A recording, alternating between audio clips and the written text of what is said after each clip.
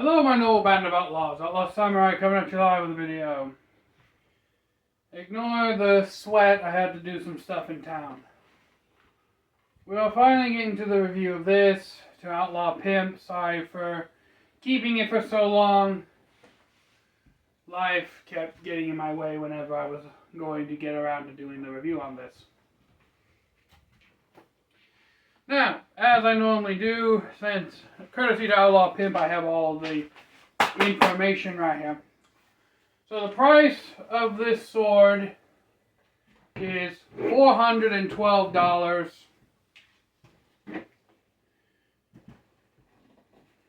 through swordis. That's where he got this. So if you want to go and purchase the same model, you can go through swordis. But the hanban price is $275 to $300 if you get directly from hanban. Steel is $10.95, folded clay tempered. That was $212 apparently. The Nagasa is 26 to 27 inches, $20 with Niku.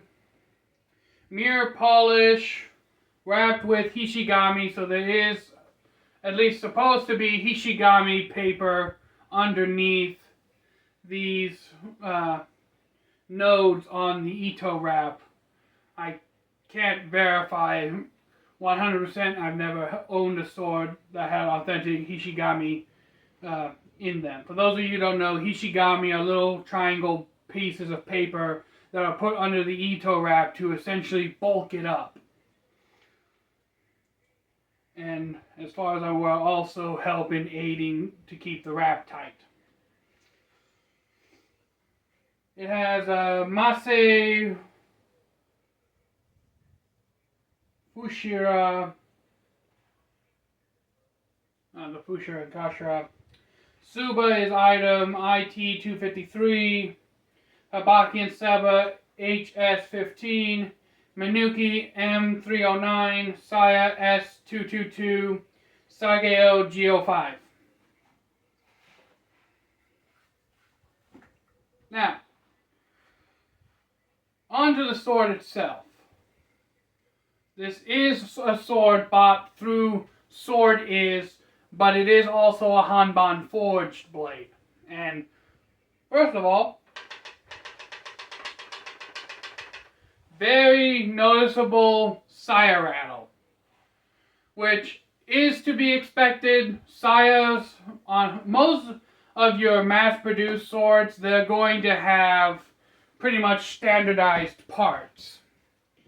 And you're probably wondering, what does that mean? Well, similar to standardized parts on a car, that basically means that they can take whatever parts are lying around in the bins and basically make a sword that is two dimensions. Essentially just cut and paste the fittings onto a blade. Alright? In stark contrast, because I have it with me,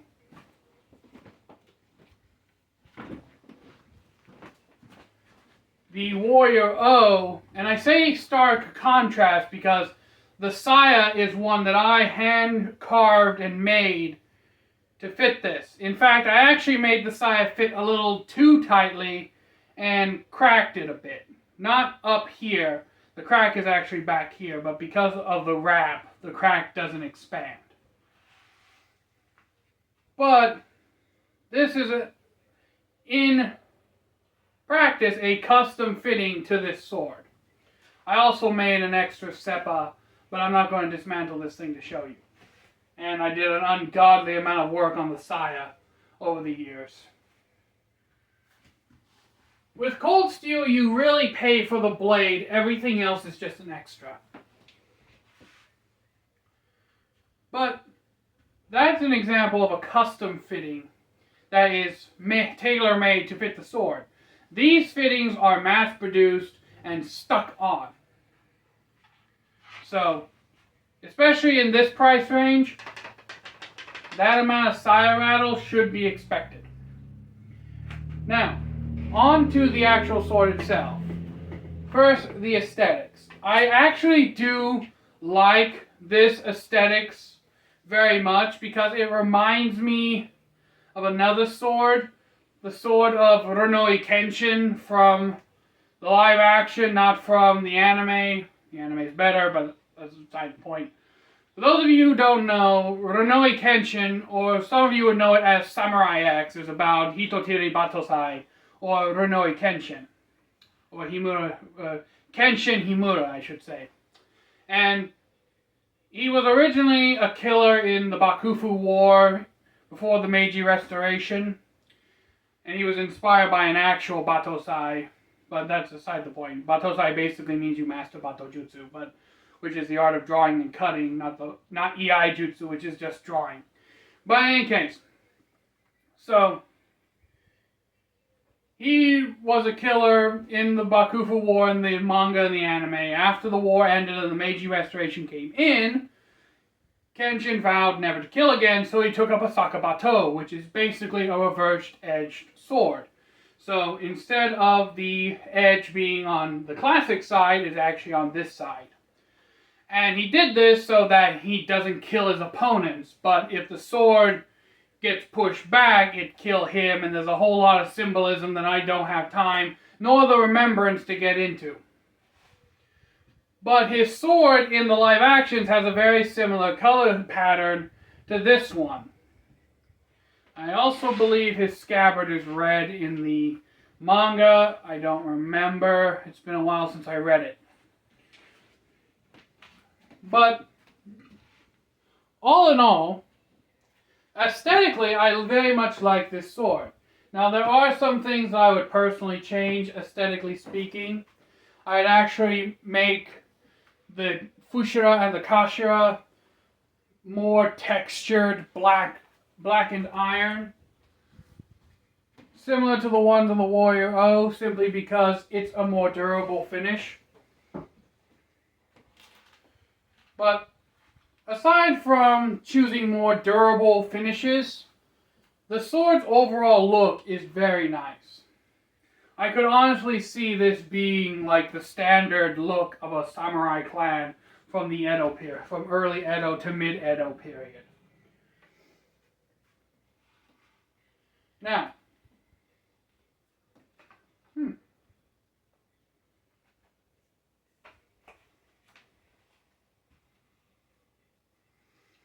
okay, so I think the saya wood has had a chance to dry out and has actually tightened around the habaki, because before this thing just popped out like nothing. Now I actually have to put a somewhat good amount of pressure to pop it out. So that's good. The saya has finally shrunk. And that's something that you will experience. Like, if you have a sword for a few years, you'll notice that, hey, sometimes in the summer, this thing just pops out like it's nothing. But in winter, it's ungodly difficult to pull it out. That's because in the summer, the wood expands with the moisture content in the air. And in winter, it contracts with the lack of moisture in the air. But, overall, what do I think of this sword? Well, it's a very nimble blade. I don't really feel a lot of weight up here in the blade. And what I mean by this is, this does not have a very strong blade forward presence. Honestly, if I'm being completely honest, most of the weight feels more concentrated down here, which does facilitate better tip control and overall slightly better handling, because most of the weight is centered back towards the hand.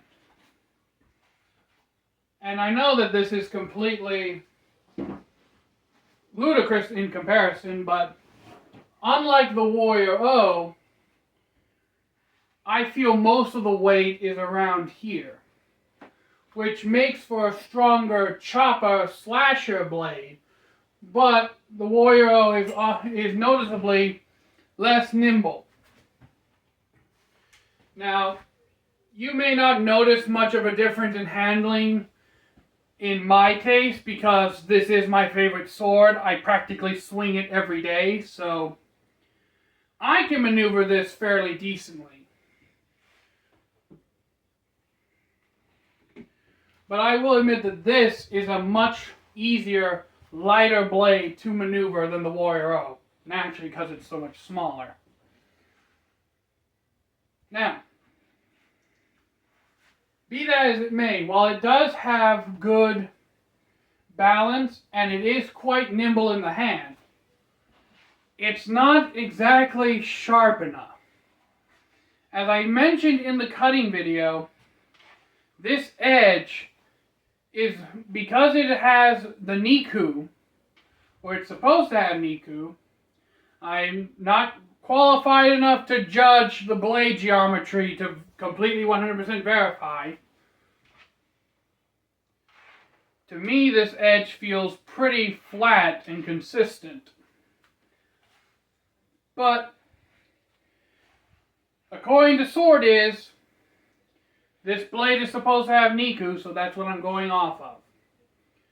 Because it has Niku, which is a fatter edge, it becomes less of a slicey edge and more of a cutting, chopping edge. And what I mean by this is, basically take a kitchen knife versus an axe. A kitchen knife with a very flat, very sharp edge, and an axe with a very meaty, durable edge. The kitchen knife is supposed to cut soft, fleshy things. Soft, fleshy things. The axe is supposed to cut hard, woody things. Hard, woody things.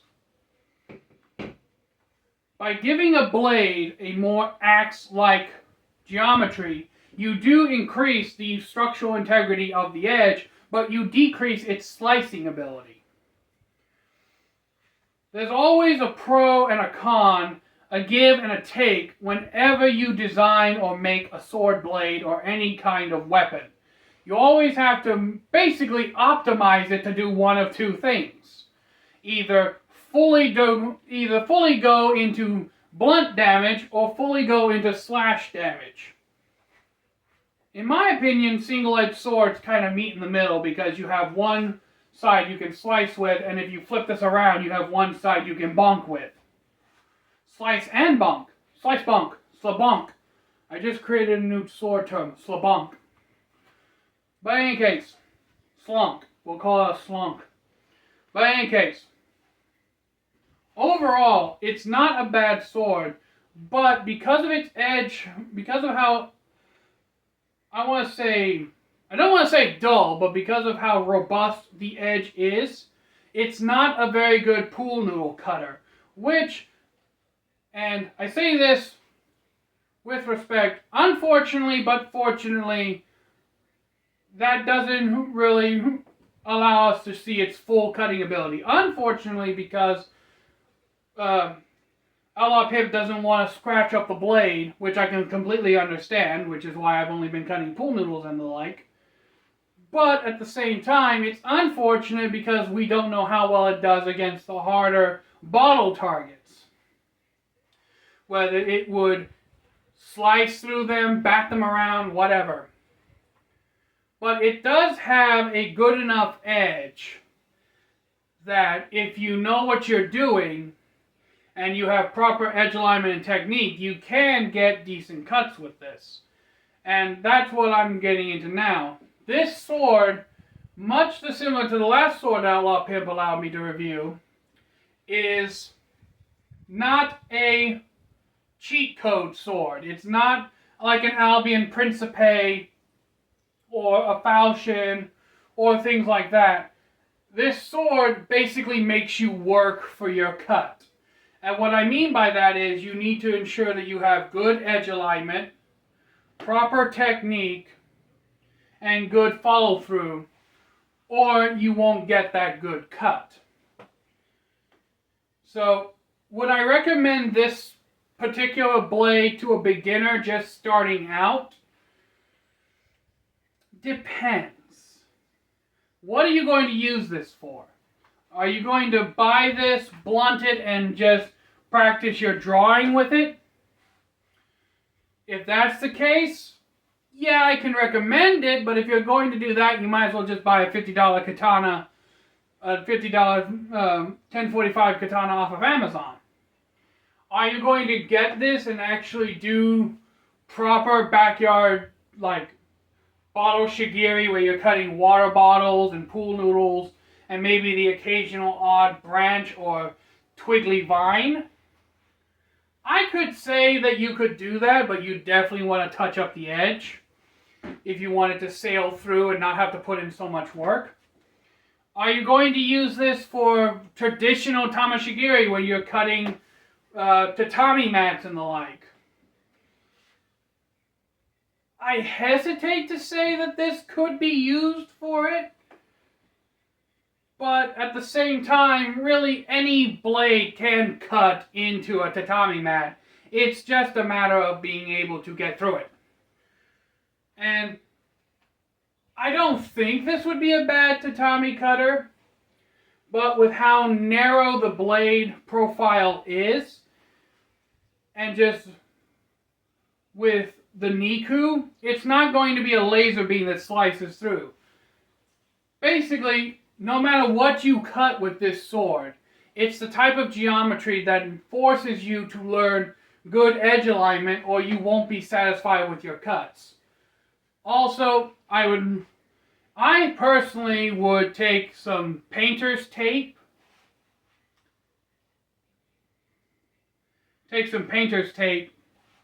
Tape off the hanban pattern, and then just kind of touch up that very apex of the edge to get that hair-popping finish. Because it's not a bad edge. Like, this edge is pretty much a standard one that you'd find on most. I think it's actually sharper near the habaki, strangely enough.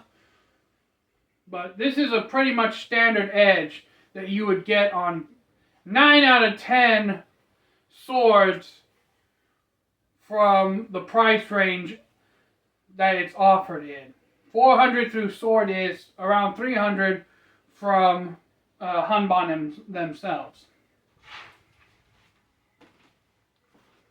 Speaking of which, it's faint, but you can see the hanban line.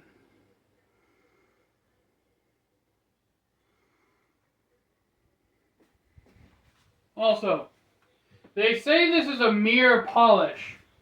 I would argue no.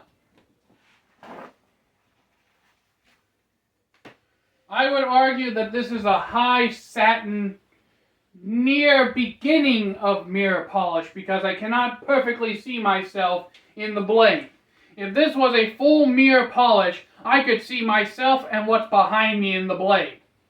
Which, fun fact, if you do have a sword that is 100% mirror polished, you can actually use it to see what's behind you in a fight. I know some of you would think that's a TV technique, but in theory, it should work. It'd be the same thing as if you're in a hall of mirrors and you're fighting somebody and you use one of the mirrors to look behind you. But, so far,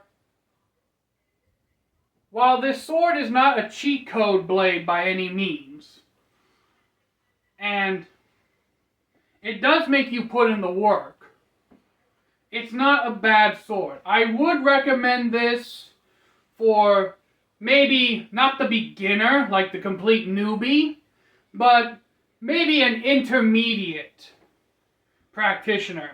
Someone who has been given more cheat code-esque blades that are easier to cut with and get good cuts from to start out, so they get a feel of it, and want to start challenging themselves and really start the process of refining their edge alignment. Now, as I mentioned in the unboxing, this thing has a very, very subtle tachikaze, or sword wind. And when you hear that sword wind, you know you're getting your edge alignment is spot on, and your cut's going to be good. Swords with fullers and grooves in the blades in general tend to produce a louder sword wind. Now, on to construction and overview now that I've given my thoughts. I know this is a little bit different, but I'm trying something new here where I go directly into the deep dive before I start talking about the parts and finish. So here we have a black, I believe it's supposed to be water buffalo or just bullhorn in general, stopper. I forget what it's called in Japanese at the moment. I don't know what type of red this is supposed to be. To me, this is a very much burgundy blood red saya with a semi-high gloss. I believe both the Sageo and the Ito are supposed to be synthetic Japanese silk. The Koigata is a very large, substantial one in comparison to a lot I've seen. It does have shitadome, which if Outlaw Pimp, if you ever decide to unravel it, I'm going to tell you now, 9 times out of 10, these are not glued in. Whenever I buy a sword personally and they have shitadome in the Koigata, I usually just pop them bitches out because they will scratch up and tear up the finish on your blade, on your scabbard. Saya, scabbard, whatever. The Koiguchi is not bad. Like I said in the unboxing, it does have that slight imperfection, but it's nothing to write home. I will say this, it's a little less acceptable now that I know how much this price is. At $400, $500, you should at least get a symmetrical Koiguchi on your saya. So I'm going to be a little more critical now of that.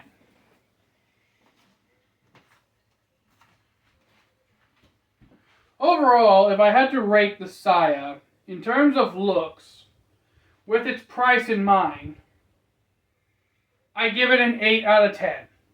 And it loses 2 points for its Koiguchi execution. I told you, depending on the price, my nitpicking skyrockets.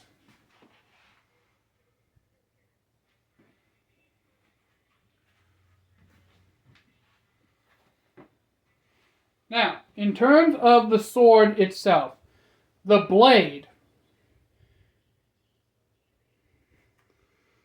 And I know I'm not going to be able to get it in the camera, but it does have a very subtle hata, or folding pattern. You can't really see it. You can only see it in a couple of places. You can really make it out on the left side of the blade. But in terms of the blade's finish, I'm going to give this a 9 out of 10. And it loses 1 point for the edge not being what it's described as very sharp. I believe it said very sharp or just sharpened. I personally consider this more dull than sharpened, but I also have a high standard for sharpness because I'm spoiled with my work sharp. Moving on down to the habaki and the seppa. I very much do like the habaki. It doesn't wiggle, it doesn't move around. It's a beautiful orange, gold, amber-like copper color. So are the seppas. I very do much like how it's not just your standard brass habaki where everything's yellow, and it actually has some color and depth. I'll give the habaki and seppa a full 10 out of 10 for that. Well, I take that back. I'll give it a 9.5 because there is a very substantial gap between the blade and the cheeks of the habaki. And I believe they also put a shim in there, which I think you can see right there. They put a shim in here. So, 9.25. It loses that extra quarter of a point because it had to be shimmed in place. The Suba is also very nice. a classic Musashi motif. It has very nice crisp lines, which aesthetically I like. From a user perspective, if you choke all the way up, which I know you're supposed to do this, but most beginners do tend to choke all the way up to the guard because they don't know any better. And in some European style treatises, you do end up choking all the way up to the guard. But in terms of the Tsuba, while I do aesthetically like the crisp lines and machining, I will say this, they are a bit sharp, and I do feel them as I rotate the sword in my hand. I don't think they're sharp enough to actually break through the skin, but they are sharp enough that if you rub your hand against them for enough of a long period of time, you could get either some form of blister or slight bruising from them. So the Tsuba will actually also be getting a 9 out of 10 for me. Now we move down to the Sukakor. The Fushira do not move, neither does the Kashira. The Ito is still very much unmovable. The knots don't budge at all. These can be a very difficult thing to get right, these end knots on the blade. That can be very difficult, and if you don't get them properly, it's all going to come unraveled. Watch my Cold Steel Warrior O Katana review video, you'll see, because I had that same problem with the Warrior O, where the Kashira just decided to fall off on me. I can't noticeably feel the knots in my hand. I do feel it in the palm, but it's not so bulbous that it will impede my movement. In fact, I actually kind of like it. It gives me a bit of a tactical feel, if anything else. The Ito is made in Tsukamaki, which is a battle wrap. The Manuki are nice as well, very much well detailed.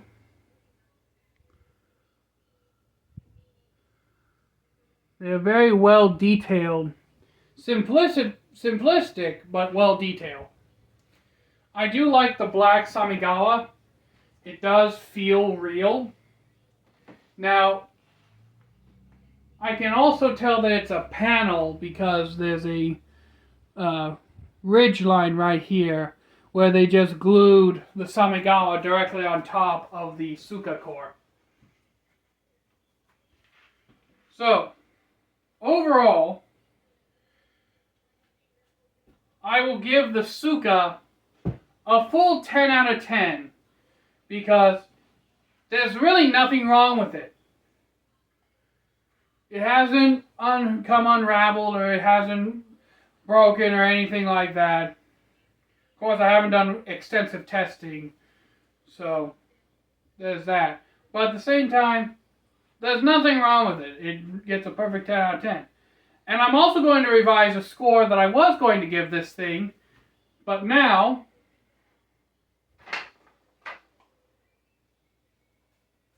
since I actually have to shake it to get it out, I'm going to give this a full... Actually, no. I'm going to give this a 9. Because while it should remain like this, it should only take a few light shakes to get the sword out.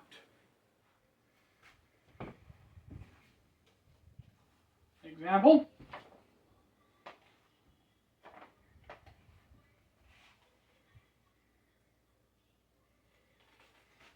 Now, I've actually done a lot of work on the Koiguchi of this. I've bolted up, thinned it down, bulked it up, thinned it down a lot with glue over the years that I've owned this.